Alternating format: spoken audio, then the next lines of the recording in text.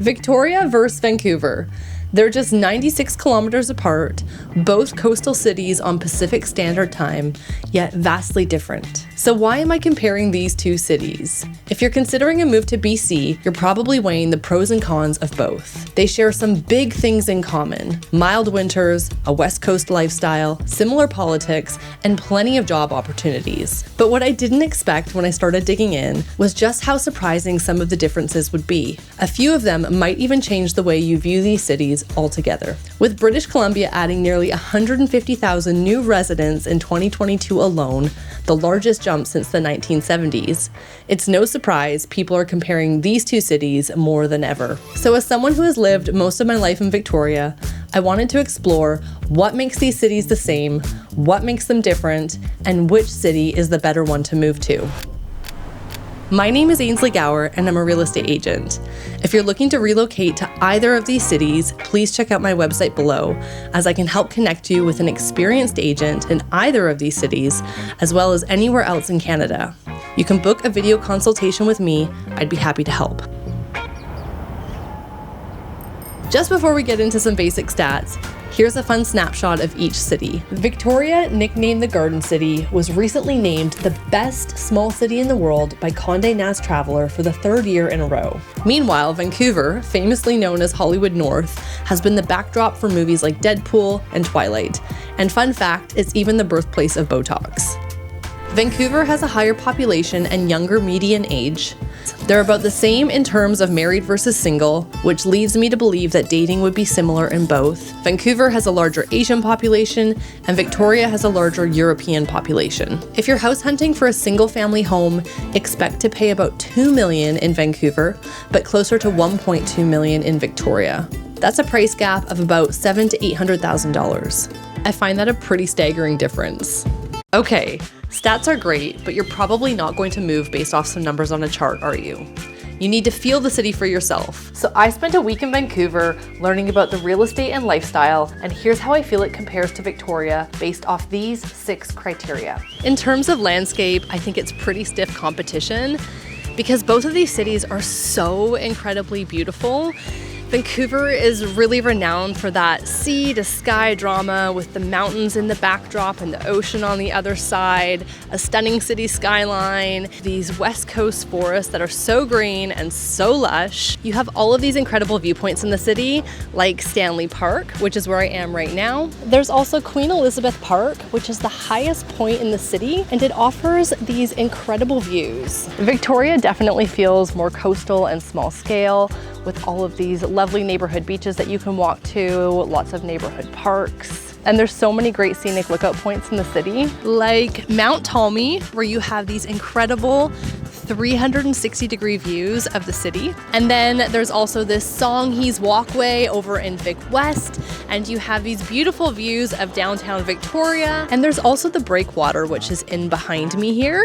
So you can walk out the breakwater. At the end, there's a lighthouse. You can see the ships coming in and out of the harbor. And you've got a great view overlooking all of the Olympic Range over in Washington.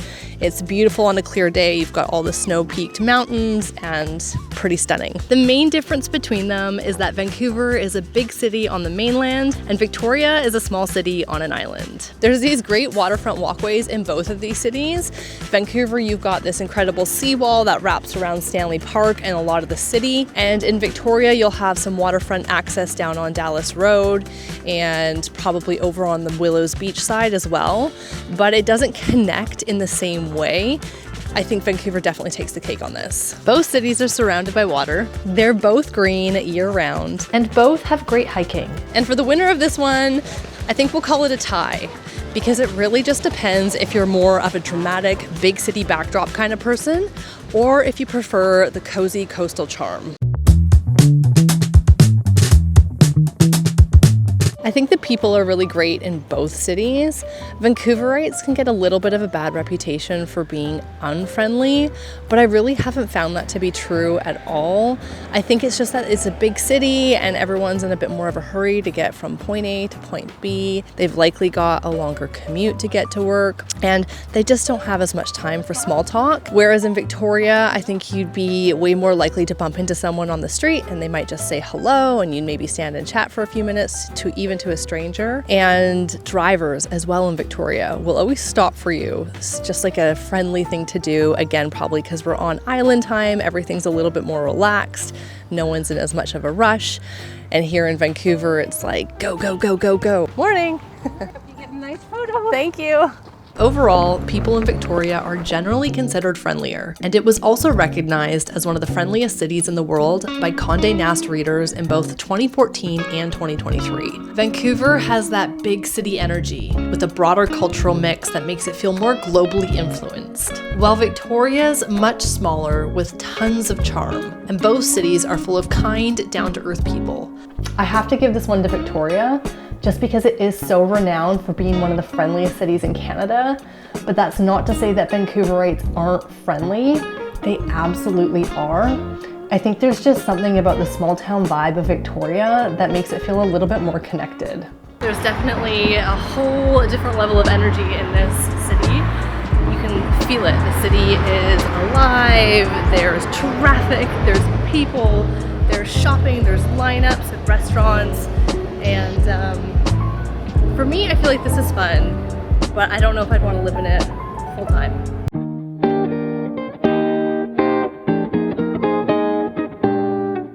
I know sooner or later it will come, the day that I know I'm in love.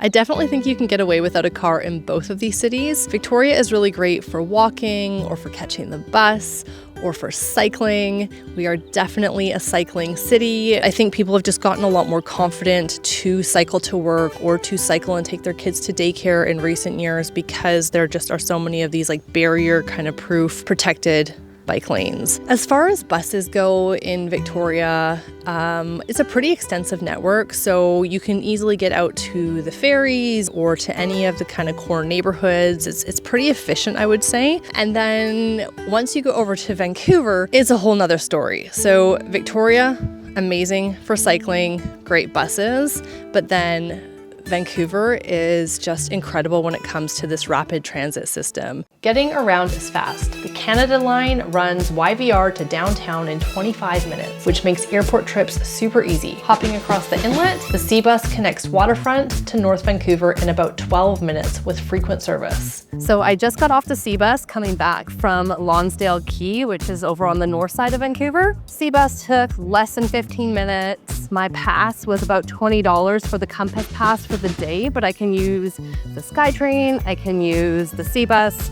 as much as I want for that. So I just got on the Canada Line and I'm gonna go from Waterfront Station to Olympic Village. I'm gonna take an aqua bus next to Granville Island, and it's all just been super seamless, very easy to get around in this city, and I am loving it. You're actually better off to not have a car if you're in that core area, because then you're not having to worry about finding parking, paying for parking, being stuck in congested traffic. You actually just can seamlessly get in and out of the city. You get extra steps in, so you're staying extra fit. So I think there was a lot of bonuses to maybe not actually having a car at all in Vancouver.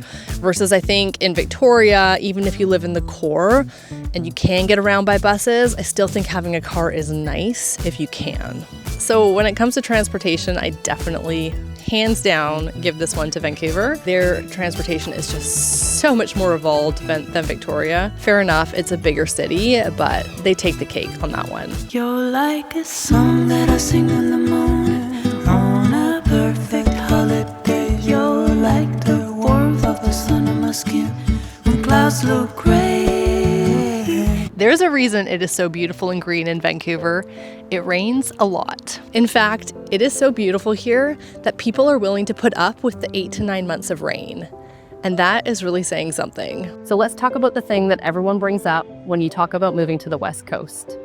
the rain. Vancouver even has a nickname, Raincouver, and for good reason, because it does get more than twice the amount of rainfall when compared to Victoria. The dreary weather in Vancouver is a thing, and people online definitely talk about it. You'll see entire Reddit threads of locals half joking, half crying about the rain. Everything from you kind of just adapt to this is why we all drink coffee so much, to my favorite, if you can make peace with the darkness, you'll be fine. And honestly, it's not the rain itself. It's the stretch of gray days in a row. That's the part people find tough. Even mild versions of seasonal affective stuff can sneak up on you in the winter if you're not paying attention. Vancouverites are pros at making it work, but it definitely shapes the vibe of the city. Vancouver basically sits in a rain trap. The clouds basically get wrung out over the city, leaving Vancouver with those long soaking stretches. Victoria, on the other hand, is tucked into the Olympic mountain range shadow, which means we get less than half the amount of rain. Another big difference is that Vancouver's rain tends to come down a lot heavier and stick around, while Victoria is usually lighter and more broken up. Vancouver's wettest month is typically November, with about 250 millimeters of rain. That's almost 2.5 times as much rain. And while Vancouver does get a bit more snow as well, it rarely sticks around for long. Victoria is even milder, though I still recommend keeping a snow shovel on hand for those odd snowy days,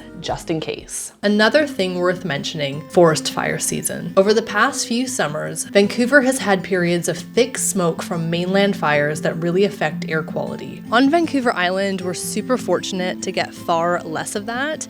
We still do get some haze from time to time, but it's definitely significantly less than what they get over on the mainland. Personally, I would take the weather in Victoria any day over Vancouver.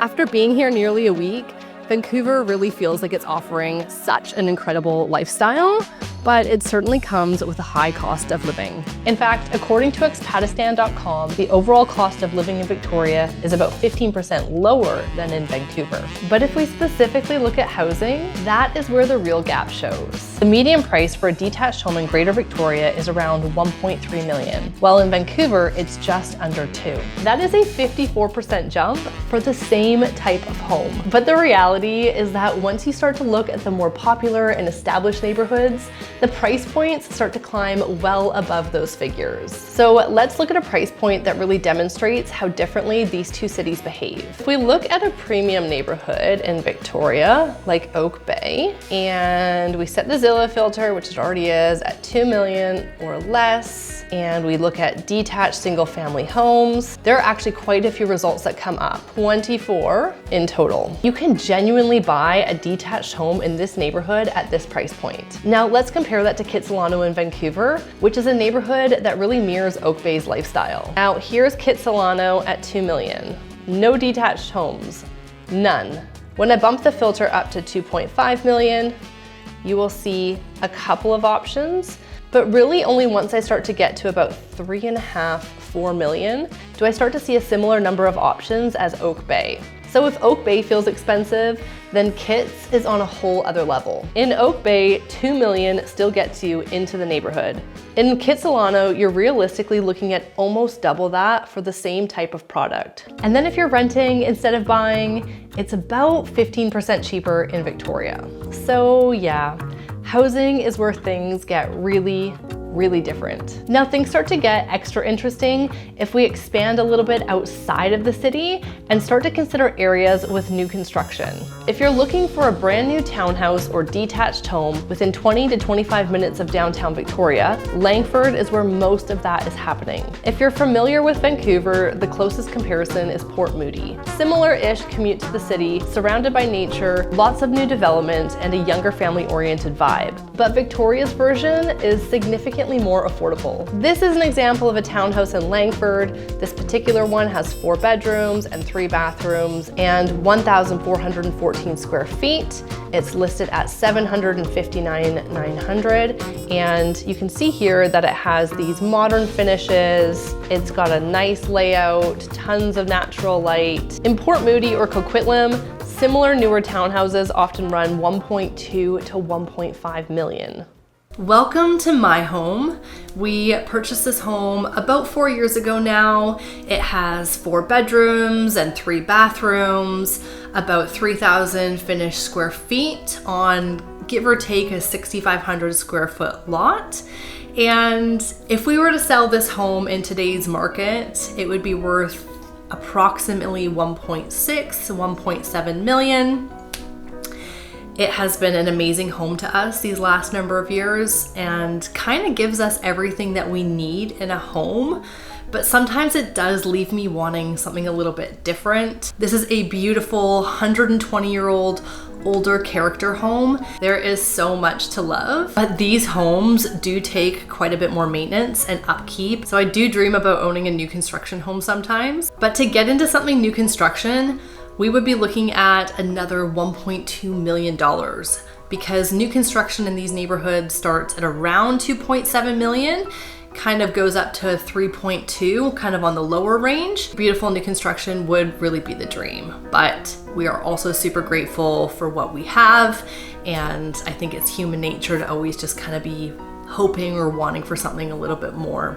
In Victoria's core, there's almost no land left. You're surrounded by water and older established neighborhoods. So any new construction you see here is usually a tear down rebuild, a garden suite, or a small infill project. Honestly, whether you're living in Vancouver or Victoria, it is just a constant battle of what you're willing to compromise on because both cities are so expensive. And I think that's part of why in 2023, British Columbia saw the largest net loss of residents to other provinces since 2012. Many residents, especially the younger ones, are seriously considering leaving due to unaffordable housing. Alberta is their primary destination. And while I love living in Victoria and I would never change it, the reality is that there simply aren't enough houses for everyone. They're increasingly reserved for the top earners in this city. Housing is really expensive in both cities, but Vancouver remains the most expensive city in Canada. In fact, a recent Times Colonist article pointed out that among the 25 largest cities in Canada and the US, Vancouver ranks as the least affordable. Affordability is measured as the ratio of housing cost to average family income. And Vancouver sits at an incredible 13.5 times the average income, higher than Los Angeles, Toronto, and even New York or Boston. The issue isn't just high housing prices,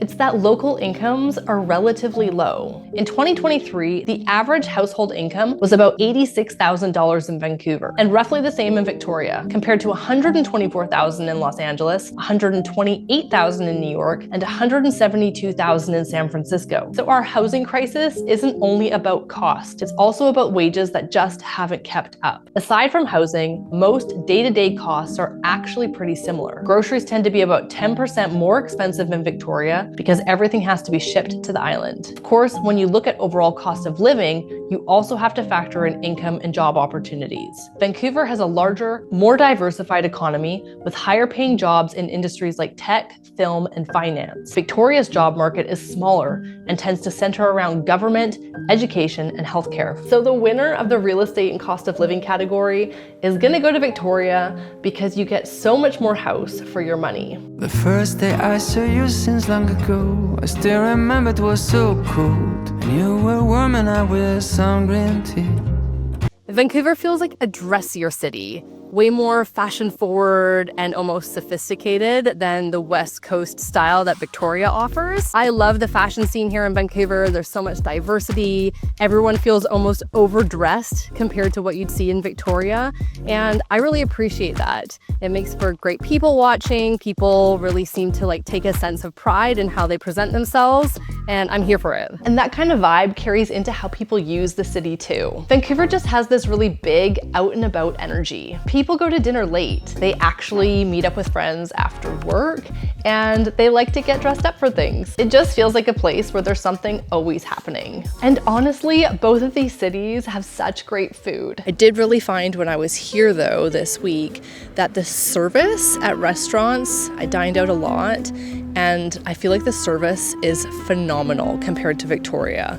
I think you can get good service in Victoria, but not at the same caliber as I found here. It was above and and beyond, it felt like, at every single restaurant. And I think it's just, again, related to the fact that it's a bigger city, it's a more expensive city, and in order to really thrive here, there's got to be a bit more of a hustle culture. Like, you've got to have a bit more of a drive here to succeed because it is so much more expensive. So it was interesting to kind of notice that. Both cities are surrounded by nature. You'll find incredible public parks, waterfront access for boating and kayaking, and plenty of walking and biking trails. So if you love the outdoors, you really can't go wrong with either. But where they differ is in scale. Vancouver is a big city, and that means way more going on. You've got a lively concert scene, endless events, and of course, major league sports. Having the Canucks in town and other pro teams really adds another layer of entertainment. Sports brings people together, and that's a huge part of the lifestyle in Vancouver. Victoria, on the other hand, leans a little bit more laid back. And while we don't get the big stadium concerts or pro sports,